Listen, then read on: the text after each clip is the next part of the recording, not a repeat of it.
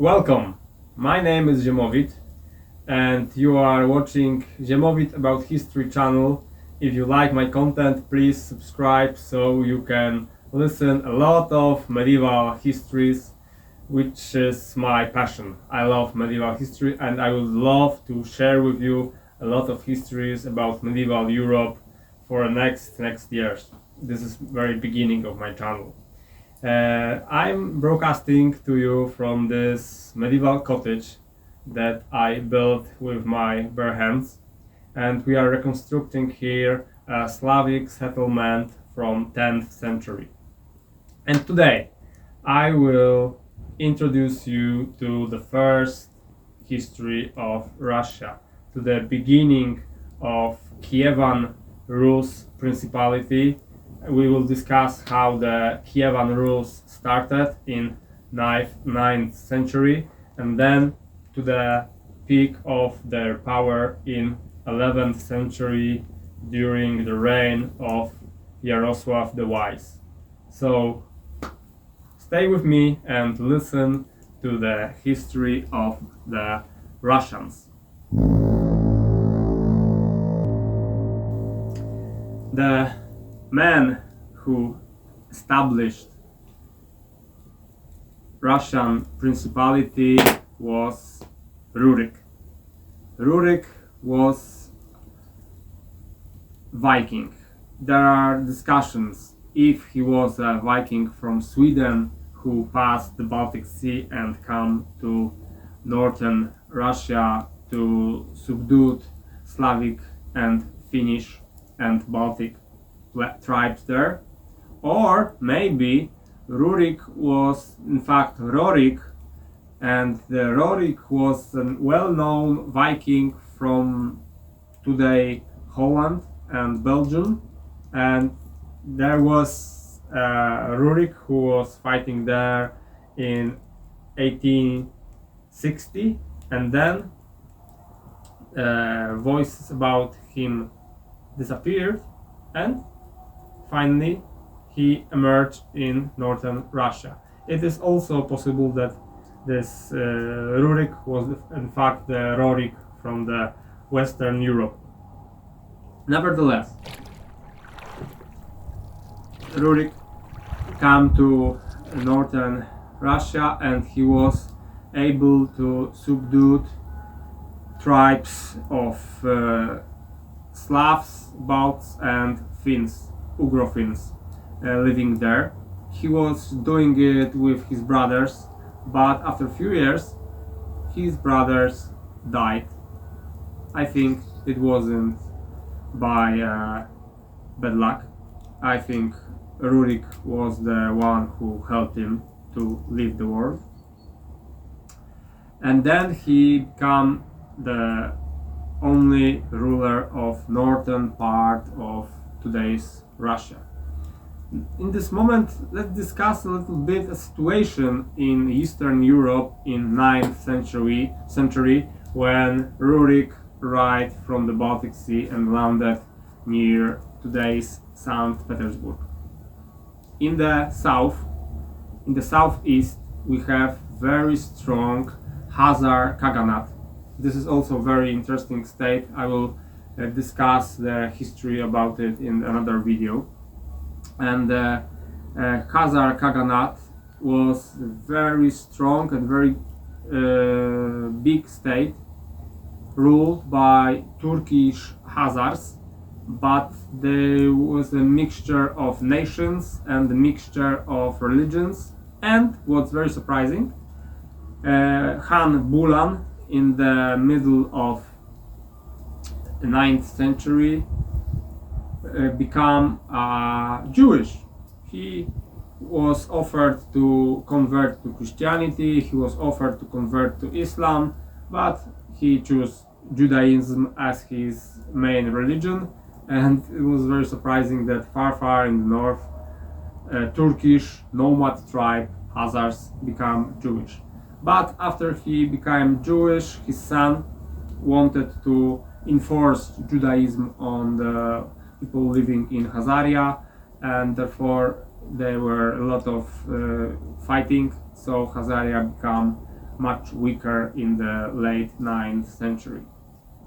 More to the south there were Byzantine Empire. Byzantine Empire, which was not as great as it was before. In the 9th century, Byzantines lose almost all their holdings in Balkans, because first Huns, then Avars, then Bulgars, then Slavs, all these tribes raged their territory, so now Byzantium held only Greece and the little parts of the terrain in Europe, and they were holding Anatolia, but also in Anatolia they were constantly attacked by Arabs who was contesting them and trying to crush them, to spill the Muslim faith into Europe. But as you know, Byzantine Empire will hold for another half millennium. To the north from Byzantium we have Bulgarian Khaganate, very strong Bulgaro-Slavic state. Bulgars were also Turkic origin. They came here in 7th century and they created very strong state with combined with Slavs living there, and Bulgars become very fast mixed with Slavs, and they become Slavic people in fact. And in the west from the Russia we had a lot of Slavic independent tribes, but we have also Great Moravia. Great Moravia in 9th century was very strong country in the middle of Europe. They contain a territory of today's Czechs, Slovakia, northern Hungary, Austria and southern Poland. So it was very strong Christian Slavic state, which will be destroyed in the early 10th century when Magyars will come to the basin of Pannonia. But that's a completely different story for another video. And now we have the Rurik. Rurik ruled until 882 and he died. After him his relative Oleg became a prince, and then he marched south to defeat Askold and Dir. These were also Scandinavians who took the Khazar outpost Kiev. Kiev was a former Khazar outpost where Khazars were trading with Slavs, but Askold and Dir took this place 30 years earlier, and from Kiev they even managed to attack Constantinople in 860. Now Oleg came here with his army and killed them, so he was able to unite northern and southern Russia under his banner. And this is the beginning of the Kievan Russia, the state that was holding vast territory from north to the south, from Finland and Arctic Ocean to Black Sea in the south, and from Poland in the west to the steppes and forests of the east of Siberia and the Pontic steppe to the south.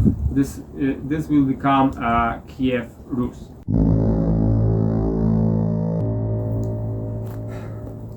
Oleg was a very able prince. He was fighting with great success with Khazars to the south and east, and even he was able to organize big expedition to sack Constantinople in 907. He took a lot of boats, he took a lot of warriors from all over the place, from his vast country, and they go and try to conquer Constantinople. Constantinople, which was the strongest and the wealthiest city in this part of the world. So Oleg wanted to be the great warrior because by conquering this city, he imagined himself as the biggest warrior on earth.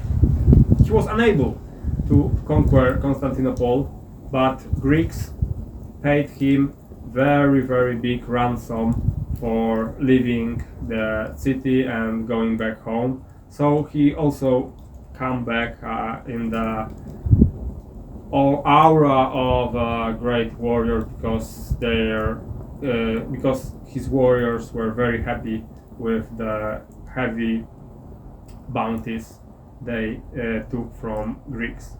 There are very interesting circumstances of Oleg's death because he was told by a prophet that he will die because of his favorite horse. So he wanted to trick the fate, and he sent his favorite horse away very far away, so he will never touch him, and so he cannot be the cause of his death. After a few years, they told him that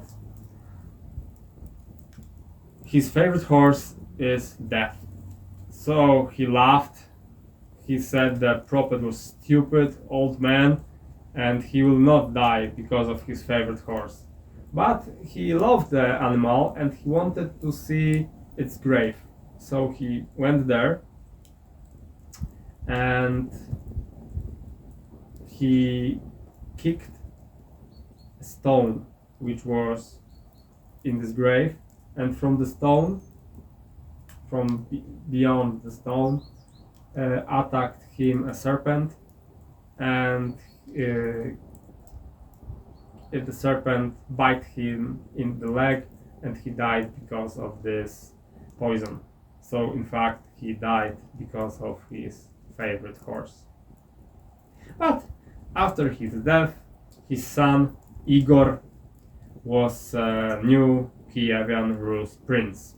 Igor was a very late son of Rurik, so he had to wait very long time to become prince, but after Oleg's death he now became prince of all Kievan Russians, and as a prince he was doing exactly the same what Oleg did. So he was fighting in the south with nomads, but now the nomads a bit changed because as Khazarian Khaganate collapsed a little bit after the chaos in late 9th century, new nomads came to the steppe, and these new nomads were called Pechengs, and the Pechengs were now very strong, so Igor had to fight with them, and he was quite successful with that.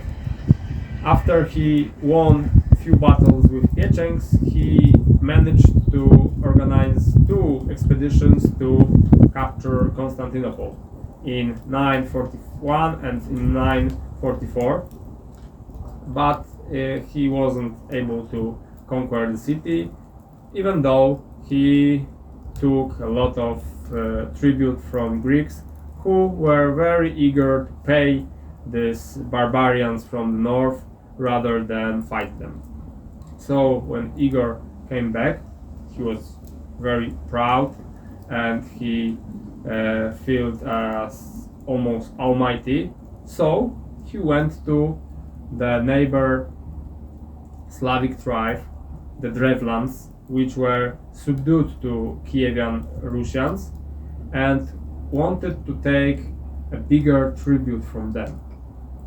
As he went there, the Drevlans gave him the tribute, but he was not satisfied enough, so he went back with a small drużyna and wanted even more tribute from the Drevlans. This was too much, and Drevlans decided to attack him and they killed Igor in battle. After they killed him, the situation in Kievan Rus was not very well because his son Sviatoslav was very little. He was 4 years old when his father died. So the reign of this powerful, very big country was taken by his wife, Olga, from Scandinavia. Her Scandinavian name was Helga. And Olga became a Russian princess, securing the throne for her son Sviatoslav. But Drevlans wanted to marry her and become the main princess in Kievan Rus. So they tried to seduce her, and she was tricking them by saying that maybe she may become a wife of Drevlan's prince. So when the Drevlans come for, they think, wedding party, she invited them all to the big wooden hall and she burned them alive. And then she came with army and she conquered their cities, and she took a very big tribute from them, and therefore she revenged the death of her husband. And all the Russia was very impressed by the brave deeds of Olga.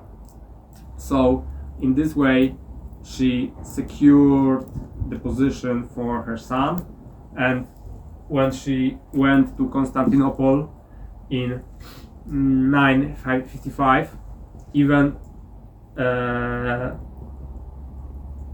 Tsar of Byzantine Empire wanted her to marry him, but she disagreed, saying that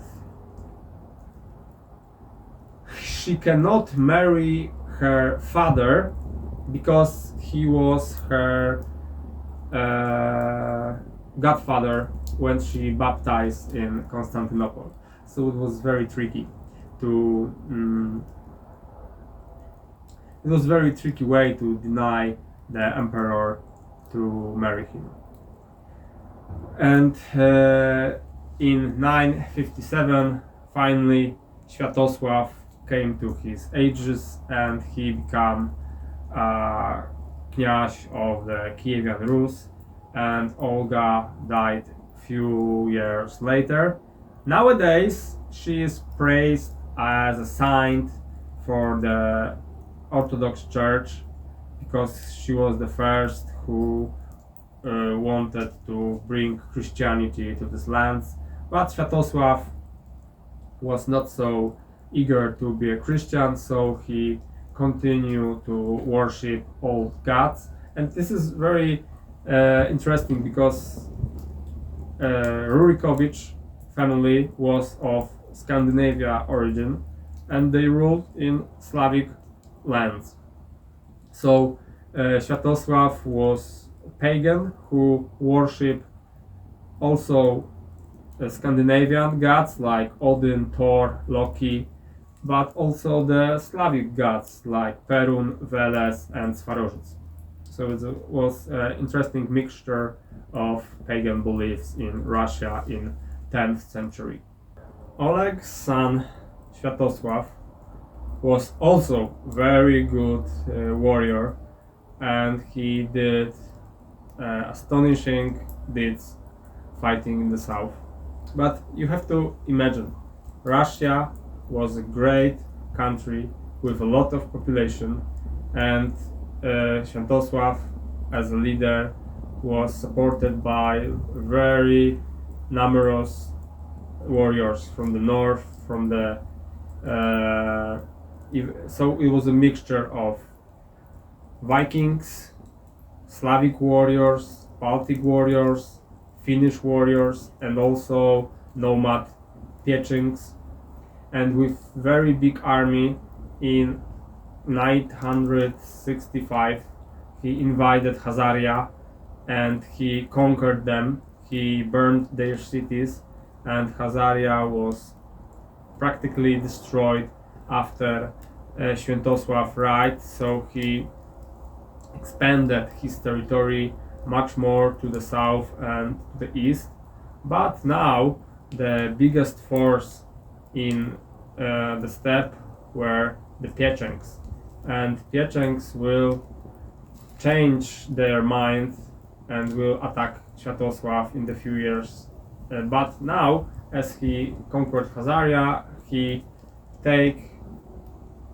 took his great army and go southwest and conquered Bulgaria, and with the help of Magyars he wanted to conquer, of course, Constantinople, but he was also unable to do this. But Byzantines had a very good diplomacy, so when Sviatoslav was marching south to attack Constantinople, they bribed Piechengs, so Piechengs attacked Kiev, and Sviatoslav had to run back very fast to rescue his capital city, and he did it. He did it.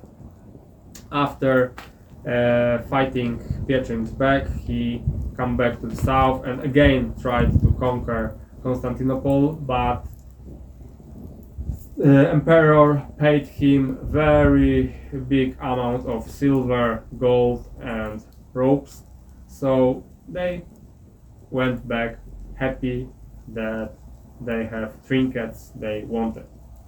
And then he was going back to Kiev, but he was warned that Piechengs are preparing an ambush for him. But Sviatoslav, thinking he's the almighty warrior, neglected these warnings and marched through his normal path to the Kiev, and he was really ambushed, and Piechengs killed all his men in this ambush, and also they killed, of course, Sviatoslav. And the Piecheng Khan took his skull, make a cup for a wine. So he was drinking wine from the skull of the almighty kniaz Sviatoslav, and the Piecheng Khan was very happy to drink the wine from the skull of his very strong enemy. So he thought he's bigger than him.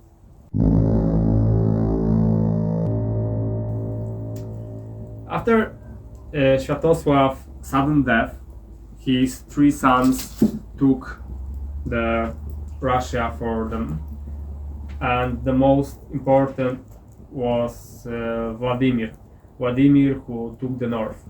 But Vladimir was the youngest, so his elder brothers was able to kick him off from his principality, so he had to come back in a few years with his band of warriors, probably Vikings from Sweden, and he took back his northern and then southern part of the territory. So in the 988, Vladimir, called now Vladimir the Great, was the only ruler of whole Kievan Rus, and he didn't attack Constantinople. Instead, he took emperor's daughter Anna as wife and became Christian. So Byzantines were very happy to have at least Christian neighbor to the north, so then they can collaborate with them, and they hoped that they will stop attacking Constantinople as they do it from the beginning of 10th or even from the middle 9th century. Vladimir was ruling for a few decades. He conquered lands to the west. He took some territories from Poland, and he also had a lot of sons. And one of his sons, Jaroslav, in Norse language called as Jaroslav,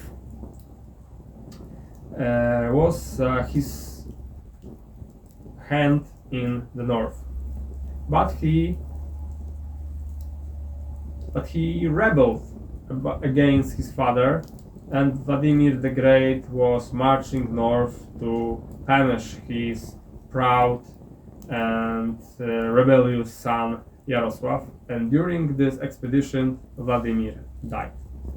And now Jaroslav, called Jaroslav the Wise, came to power, and after securing his ownership, he became the solo ruler of Kievan Rus.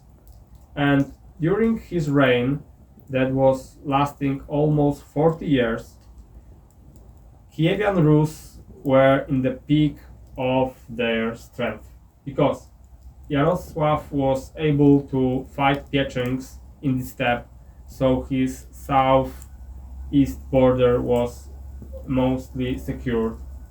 He was in good relationships with Byzantium, so he didn't need to fight with them.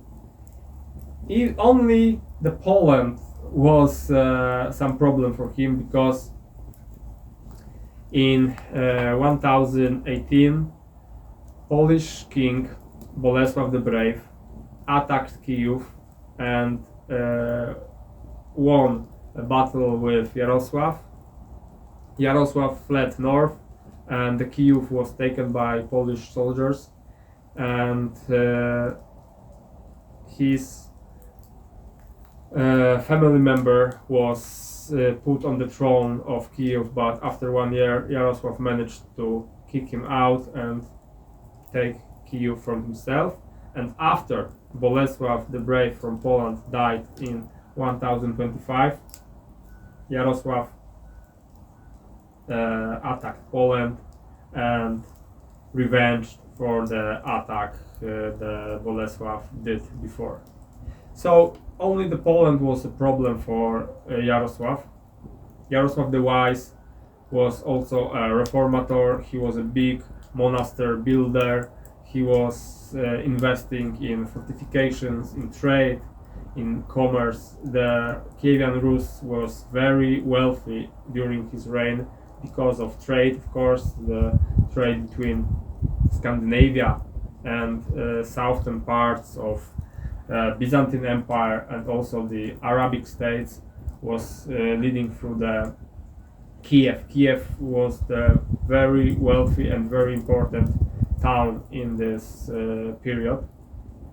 But Jaroslav the Wise did something very stupid on his time of death, because when he was dying in 1054, he split the country between all his sons. He wanted to prevent civil war and fighting between his sons, but he started the period of constant split of the Russians, Kievan Russians.